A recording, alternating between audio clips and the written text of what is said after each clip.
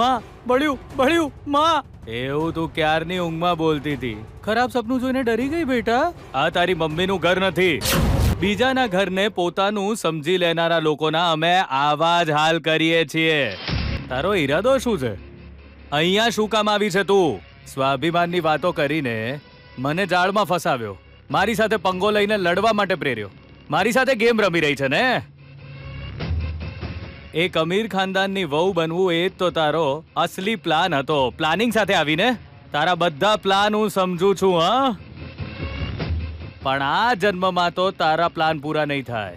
આ મંગળસૂત્ર તે તારી જાતે પહેરી લીધું. તને મારી પત્ની કહેવાથી તું પત્ની નહીં બની જાય. આમ પણ તારી યોગ્યતા છે જ શું? તારી ઓકાત ભૂલીશ નહીં. આખરે તારી પાસે છે શું? બિલકુલ ઝીરો છે. આટલા મોટા ઘરની મહારાણી બનવું છે તારે. એ જ તારો અસલી પ્લાન છે ને? દૂર રહીને મારી સાથે પંગો લીધો, છતાં પણ તને અને તારા પરિવારને શોધી નાખ્યો મેં. ધોળા દિવસે તારા દેખાડ્યા મેં અને તારા આખા પરિવારને રોડ પર લાવ્યો હું. અને હવે તો તું બિલકુલ મારી નજરની સામે ઊભી છે.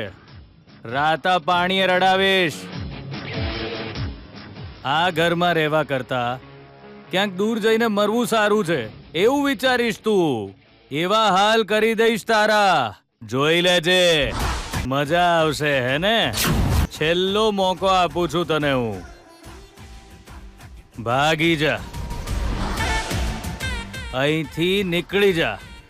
ફરીથી ક્યારે નજરમાં ના આવતી મારી. તારી આખી ફેમિલીને પેક કરીને. સાંભળો, મારે તમારી સાથે કંઈક વાત કરવી છે. ફરીથી એ જ વાતો મારે નથી કરવી. પરિસ્થિતિ પ્રમાણે તમને જે ઠીક લાગ્યું એ તમે કર્યું. હવે મારી વાત સમજો.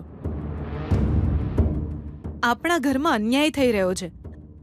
આપણે અન્યાય થતા રોકવો પડશે. અને આ અન્યાય તમારી પ્રામાણિકતાનો ફાયદો ઉઠાવીને આપણને બરબાદ કરી રહ્યો છે. હાજી, તમે તો એક સારા માણસ તરીકે અને માણસાઈના લીધે ગીતાને તમારા ઘરની વહુ તરીકે સ્વીકારી લીધી. પણ એણે કેટલું મોટું નાટક કર્યું છે તમને ખબર છે? જ્યારે સત્ય આપણી આંખો સામે જ હોય તો પછી એ નાટક કેવી રીતે હોઈ શકે? એવું જ છે.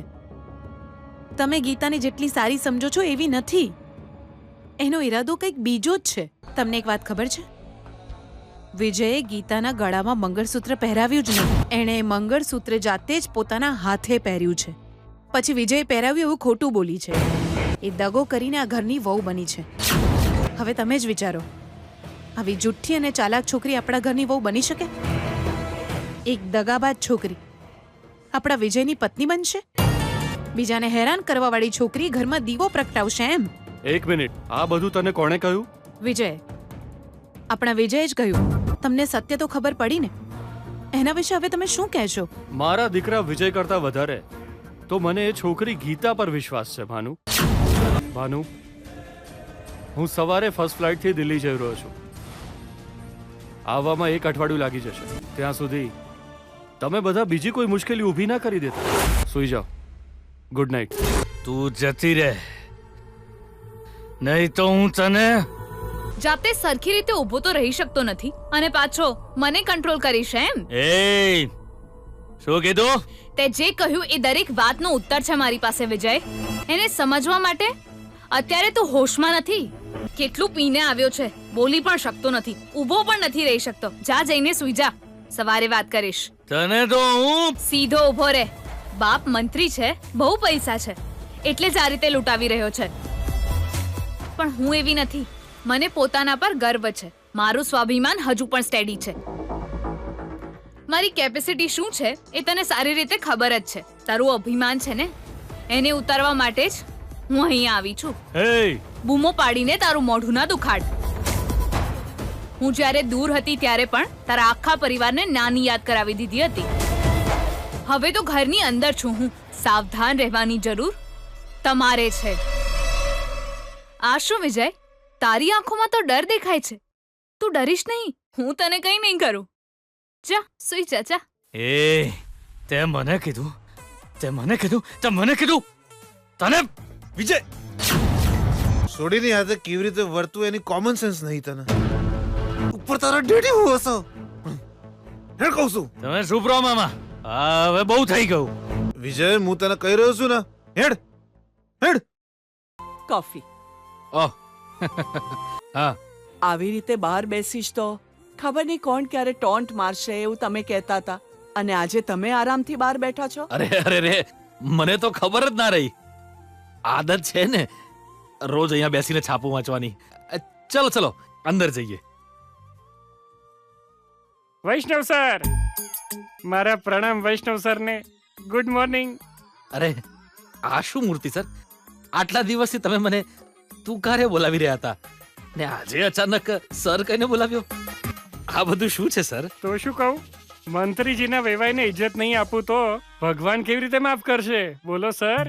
મેં પેપરમાં વાંચ્યું અને બધી વાત જાણી. ખરેખર બહુ જ કિસ્મત વાળા છો સર. તમારી દીકરી મંત્રીજીની વહુ બની છે. હવે તો તમારા લેવલને અમે અડી પણ નહીં શકીએ સર. કિસ્મતનો ખેલ છે આ બધો. તમારી દીકરીને આટલો મોટો જેકપોટ મળી ગયો. It's really wonderful. Vaishnavji, love મેરેજને કારણે દહેજનો ખર્ચ બચી ગયો. મહામારીને લીધે લગ્નનો ખર્ચ પણ બચી ગયો. જવા દો, છોડો આ બધું. મંત્રીજી સાથે સંબંધ જોડાયો છે એટલે હવે તમારે કોઈ ચિંતા નથી, હે ને? હું તો કહું છું, ગીતા જેવી દીકરીને જન્મ આપીને તમારું તો જીવન જ સફળ થઈ ગયું. હવે પછી તમારી બધી જ મુશ્કેલીઓ એની જાતે જ દૂર થઈ જશે. મારી વાત સાંભળો સર, તમે જે આ સરકારી નોકરી કરી રહ્યા છો ને ત્યાંથી રાજીનામું આપી દો. તમે મંત્રીજીના વેવાય છો એ કોઈ નાની સૂની વાત છે? એમણે બસ કહી દીધું એટલે સમજી લો થઈ ગયું. તમને એક સરસ મજાનો કોન્ટ્રાક્ટ મળી જશે. ઘરમાં જ બેસી રહેશો તો પણ કમિશનના નામે લાખો રૂપિયા આવશે.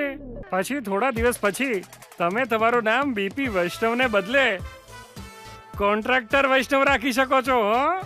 મૂર્તિ સર આવો ને, બેસીને કોફી પીતા પીતા વાત કરી. આવો. અરે છે. આ શું વૈષ્ણવ સર, તમે મને સર કહીને કેમ બોલાવો છો? ખાલી મૂર્તિ બોલો. અરે એવું.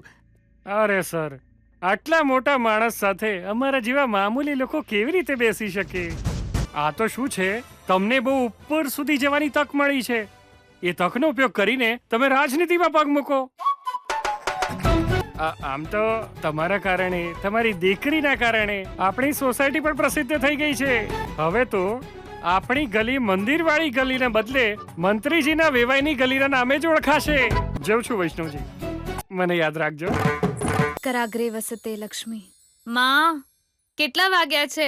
ફૂલ નાખવા જવાનું છે તો વિજયના ઘરે છું. આ અહીં ક્યાંથી આવ્યું? ભૈલા, હં? આ પનોતી હજુ સુધી અહીંથી ગઈ નથી. એ તો હું પણ જોઈ રહ્યો છું બિયાના. એના આપણે કોઈ પડી નહીં ને આપણને પણ એની કોઈ પડી નહીં. બહુ ચાલાક છે હો. ઓ બેડશીટ અને પિલ્લો ને બધું લઈને મસ્ત હુઈ જઈતી જો. તું કઈ માટીની બની છે? અત્યાર સુધી આ ઘરમાં તને કોઈએ નથી અપનાવી. તારી આરતી ઉતારીને તને અંદર નથી લાવ્યા.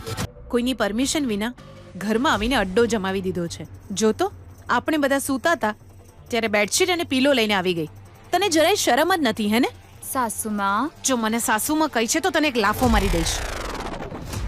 ના બેના, એ બરાબર નહીં બેના. મેટર ગંભીર થઈ જશે. તેને એ રીતે માર્યું તો એનો કાનનો પડદો ફાટી જશે ને તારી વાત નહીં સાંભળી શકે. Please control. છોડો. એ વાતનો નિર્ણય એ તો પછી પણ થશે. હમણાં તમે કહ્યું ને કે ઘરમાં કોઈ મને અપનાવી નથી, પણ અપનાવી છે. કોણ? એ કોણ છે એ તો મને નથી ખબર. એક વાત તો છે, આ બેડશીટ અને આ પિલ્લો હું તો નથી લાવી. મારા સૂઈ ગયા પછી કોઈ સારા માણસે મારા માથા નીચે આ પિલ્લો મૂકી દીધો અને ચાદર પણ ઓઢાડી દીધી. મને આ ઘરમાં એક ગ્લાસ પાણી પણ નહીં મળે એવું જ કહ્યું હતું ને તમે. પણ હવે હું કહી રહી છું, આ ઘરમાં મને સપોર્ટ કરવા વાળા લોકો પણ છે અને પ્રેમ આપનાર પણ. હું આ જ ઘરની સભ્ય છું એ મનથી માનવા વાળા લોકો પણ છે. હવે હું પણ એમની જ છું.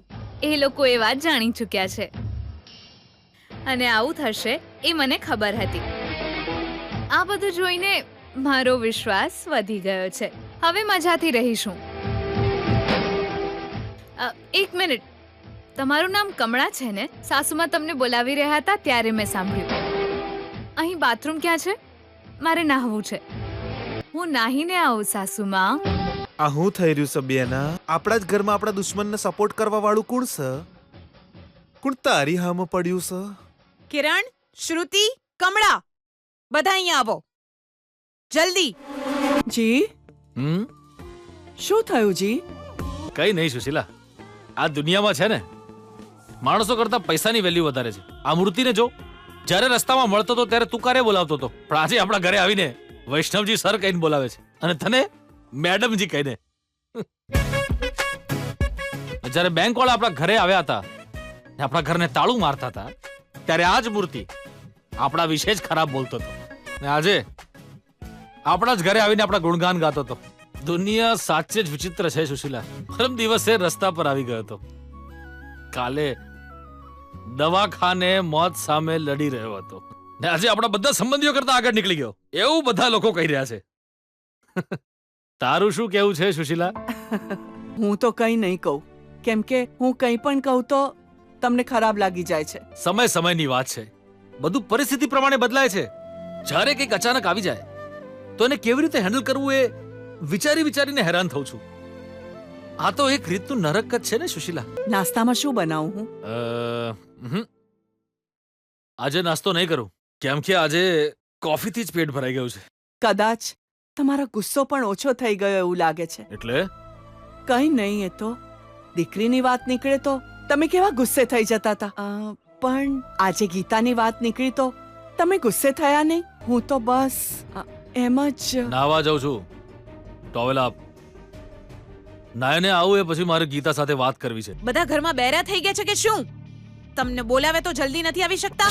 મમ્મા, શું થયું? સોરી મમ્મી, રૂમમાં હતી, સંભળાયું નહીં. સાચું બોલજો. આ ઘરમાં કાલથી બહુ ખતરનાક વાયરસ ઘૂસી ગયો છે, અને એ કોણ છે તમને બધાને સારી રીતે ખબર છે. એનો આ ઘર સાથે કોઈ સંબંધ નથી. પરાણે આવીને અહીંયા બેસી ગઈ છે, એટલું જ નહીં, આ ઘરની શાંતિ ભંગ કરવા આવેલો એ ખતરનાક વાયરસ છે. એવા વાયરસને અહીંથી ભગાડવા માટે તમારે બધાએ સાથ આપવો પડશે મને. અને તમે લોકો શું કરી રહ્યા છો? એ ચાલાક છોકરીને અહીંયાથી ભગાડવાની છે ને તમે એને સૂવા માટે તકીઓ અને ચાદર આપીને મદદ કરો છો. જે કચરાને આપણે ઘરની બહાર કાઢવાનો છે, એ ગંદકીને આવો આદર, આવું સન્માન કોણ આપી રહ્યું છે? આ ઘરમાં એને પીવાનું પાણી પણ નહીં મળે એવું બધાની વચ્ચે કહ્યું હતું ને મેં, તો એને આરામથી સૂવા માટે તકીઓ અને ચાદર કોણે આપ્યા? તમારું મોઢું ખોલશો કે પછી મોઢું ખોલાવવા માટે મારે કોઈ બીજો રસ્તો અપનાવવો પડશે? બેન, કુલ શાંતિ રાખ.